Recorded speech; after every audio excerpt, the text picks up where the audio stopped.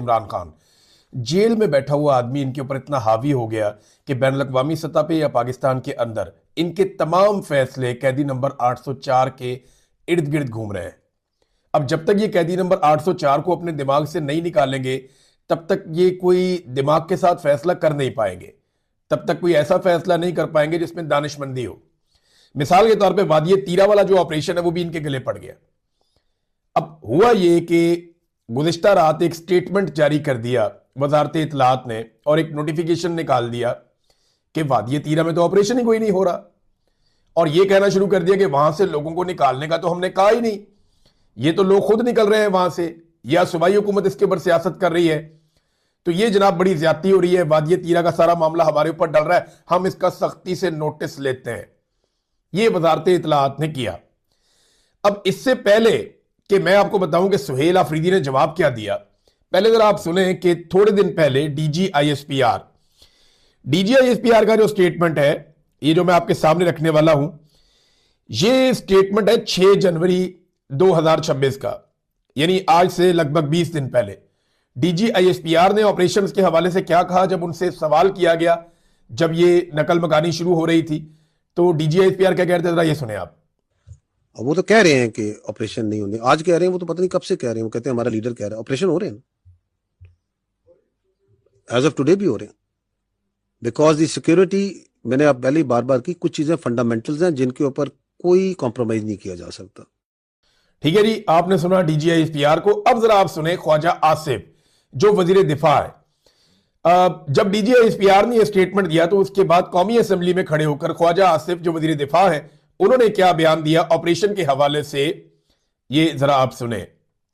हम कर रहे हैं ऑपरेशन, बिल्कुल हम कर रहे हैं और करेंगे इंशाअल्लाह ताला, बिल्कुल करेंगे इंशाअल्लाह ताला। हम ऑपरेशन कर रहे हैं, आपके पास इख्तियारात हैं, आप इख्तियारात का इस्तेमाल नहीं कर रहे, मुल्क और कौम के लिए अपने इख्तियारात का इस्तेमाल नहीं कर रहे, अपने मफादात के लिए अपने इख्तियारात का इस्तेमाल कर रहे हैं आप जी। इसमें इकबाल आफरीदी ने बात करने की कोशिश की, जो मेंबर कौमी असेंबली है तीरा के इलाके से।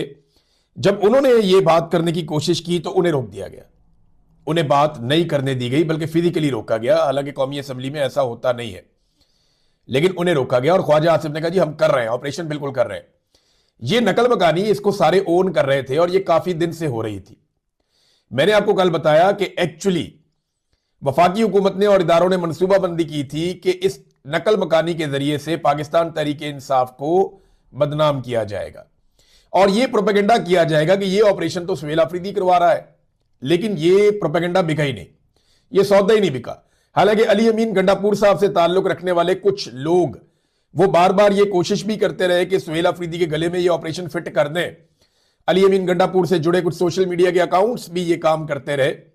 लेकिन एक आदमी को वजारत आला से आप हटाएं तो उसको तकलीफ तो होती है, ऐसा नहीं है वो आदमी कोई पत्थर का बना हुआ या लोहे का बना हुआ आदमी तो नहीं है, एक आम इंसान है। तो जब आप उसको वजारत आला से उठाएं और इस तरह उसको छोड़नी पड़ जाए तो फिर उसके लोगों को तकलीफ तो होती है, तो वो रिएक्शन भी नजर आता है।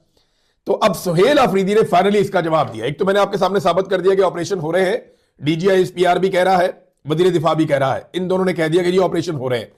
अब आ जाए इस बात के ऊपर कि सुहेल आफरीदी ने इसका क्या जवाब दिया। सुहेल आफरीदी ने बताया कि वादिये तीरा से लोग क्यों निकल रहे हैं, क्या वो नवाज शरीफ के पोते की शादी में जा रहे हैं? मैं भी कल ये पूछ रहा था कि क्या कोई लोग पिकनिक पे निकल रहे हैं, क्या वजह क्या है, कौन अपने घर छोड़ के जाता है? तो उन्होंने फिर सारी वजह बताई और ये बताया कि ये लोग क्यों निकले और किसने इनको निकाला। सुहेल आफरीदी ने कहा कि कोर कमांडर पेशावर और आईजीएफसी इन्होंने लोगों को वादिये तीरा छोड़ने पर मजबूर किया और यह तारीख की एक बहुत बड़ी नकल मकानी तीरा के इलाके से हो रही है। और इस मकसद के लिए कि लोगों को उनके इलाके से निकाला जाए, इन्होंने 24 रुकनी एक कमेटी बनाई थी और इसकी सरबराही यही लोग कर रहे थे। अपनी सरबराही में इन्होंने कमेटी बनाई हुई थी और कमेटी को भी डराया धमकाया गया और फिर अवाम को मजबूर किया गया कि वो अपने इलाके छोड़कर वहां से बाहर निकल जाए। इससे पहले आपको याद होगा चंद दिन पहले तलाल चौधरी जो वजीर मुमलिकत है उसने भी ये कहा था कि हम तो सुहेल आफरीदी के ताउन से ऑपरेशन कर रहे हैं।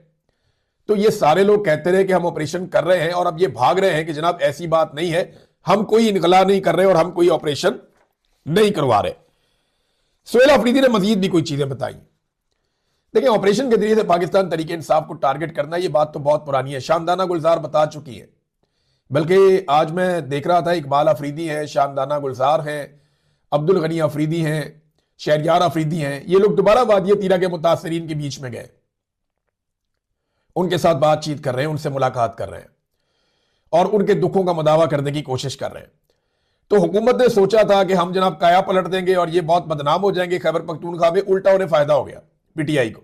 लोग बेवकूफ नहीं है ना, जिसके हाथ में मोबाइल है उसको सारी कहानी का पता है, वो हमें भी सुनता है, वो डीजीआई एसपीआर को भी सुनता है, और लोगों को इतना शऊर है कि वो सच और झूठ का खोज खुद ही लगा लेते हैं, सुनने के बाद उन्हें पता चल जाता है। अब जनाब सुहेल अफरीदी ने बताया कि ये 3 मंसूबों पे काम कर रहे हैं और मेरे खिलाफ 3 मंसूबे बनाए गए। सबसे पहले उन्होंने कहा डीजीआई एसपीआर ने प्रेस कॉन्फ्रेंस की और उसमें एक मुंतखब वजीर आला की वीडियो वो चलाता है तो उसे शर्म आनी चाहिए। एक तो डीजीआई एसपीआर को शर्म दिलाई, दूसरा उन्होंने कहा जी इन्होंने 3 ऑप्शंस के ऊपर काम किया। नंबर 1, ये किसी तरह खैबर पख्तूनख्वा में गवर्नर राज लगा दे, अगर उसमें कामयाब ना हो तो मुझे नाअहल करके यहां पे रजीम तब्दील करवा दें। देखिए, पहले गवर्नर राज की बहुत बात हुई, गवर्नर्स के इंटरव्यू भी होते रहे, इधर उधर भाग दौड़ भी होती रही, बड़ी कोशिशें होती रही, लेकिन पता चला कि गवर्नर राज लगा तो टिकेगा ही नहीं, आईन में भी गुंजाइश नहीं है। और दूसरा, उसके लिए जिस तरह की आईनी तब्दीली करनी है वो कोई और पार्टी मान भी नहीं रही थी कि कल को हमारी हुकूमतें भी गिरेंगी। लिहाजा 3 ऑप्शन, पहले गवर्नर राज था, उसमें कामयाब नहीं हुए तो अब नाअहल कर दे और रजीम तब्दील कर दे। सुहेल अफरीदी को, अब यहां से मैं आपको एक खबर भी दे देता हूं, आगे सुहेल अफरीदी का बाकी बयान मैं आपको बाद में बताता हूं। सुहेल अफरीदी को नाअहल करने के लिए इलेक्शन कमीशन ऑफ पाकिस्तान में गेम पड़ चुकी है और बहुत मुमकिन है कि आने वाले दिनों में सुहेल अफरीदी को नाअहल कर दिया जाए। इसके लिए बाकायदा प्लानिंग की गई है और प्लानिंग करके इलेक्शन कमीशन ऑफ पाकिस्तान को दे भी दी गई है और पूरी मनसूबाबंदी है कि किस तरीके से सुहेल अफरीदी को नाअहल करना है। यह पाकिस्तान की तारीख का एक नया वाकया हो जाएगा कि एक वजीर आला को नाअहल कर दिया गया और उसकी हुकूमत को गिरा दिया गया, और वो भी इलेक्शन कमीशन ऑफ पाकिस्तान के जरिए से।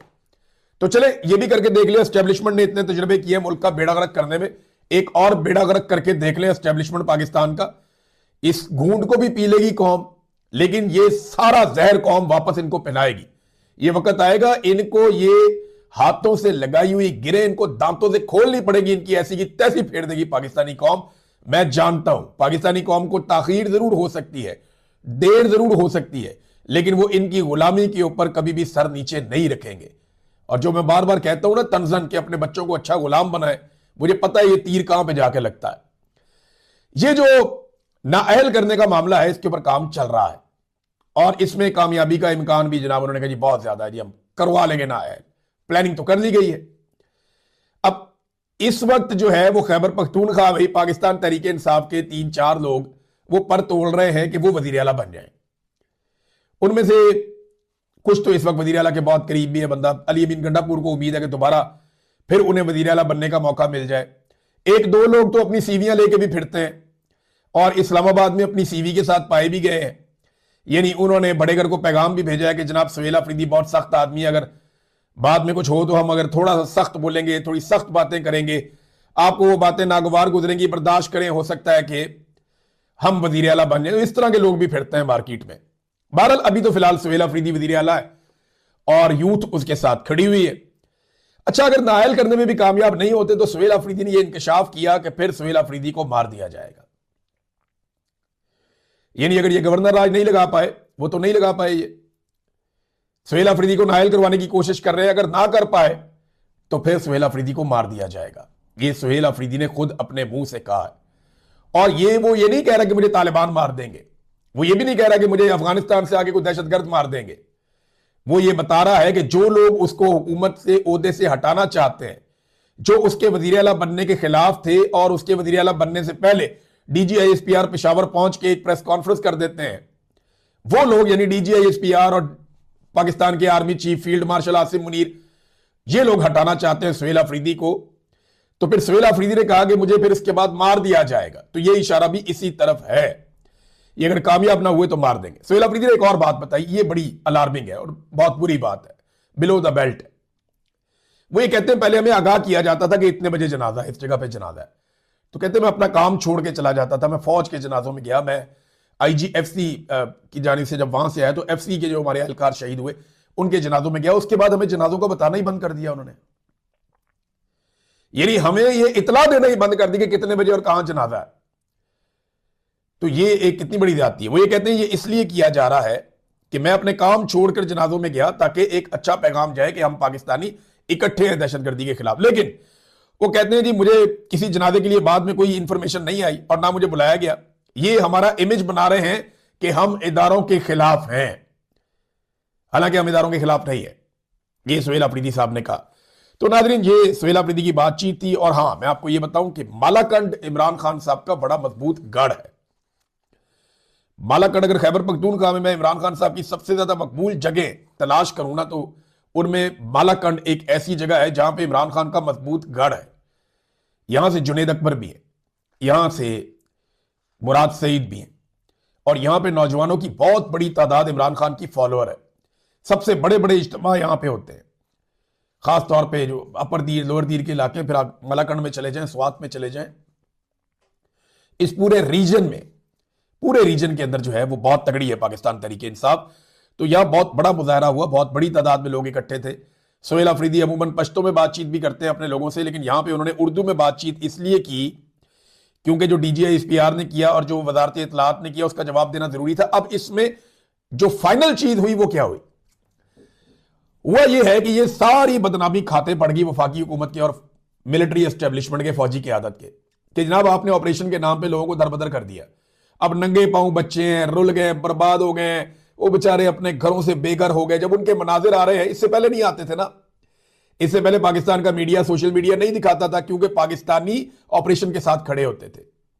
अब पाकिस्तानी ऑपरेशन से बेजार हो गए, उन्हें पता चल गया ये ऑपरेशन नहीं है, कारोबार है, वो ये समझते हैं, लिहाजा वो ऑपरेशन के खिलाफ हो गए। तो वो मनाजिर बाहर आ रहे हैं जिससे इनकी बहुत बदनामी और सबकी पूरी दुनिया में हो रही है। अब उससे बचने के लिए इन्होंने ये बयानियां दे दिया। तो सुहेल अफरीदी ने कहा जी ठीक है, एतवार वाले दिन मैं अपने लोगों के पास जाऊंगा, हम अफरीदी कबाइल का जरगा बुलाएंगे और उस जरगे में हम लोगों से पूछेंगे कि तुम अपने घर खुद छोड़कर आए या तुम्हें वहां से निकाला गया, और अगर वफाकी हुकूमत ने यह नोटिफिकेशन वापस ना लिया और यह इल्जाम तराशी बंद करके माफी ना मांगी तो फिर मैं अपने लोगों को खुद साथ लेकर वादी तीरा उनके घरों को वापस जाऊंगा। ये तो बड़ी अच्छी बात है।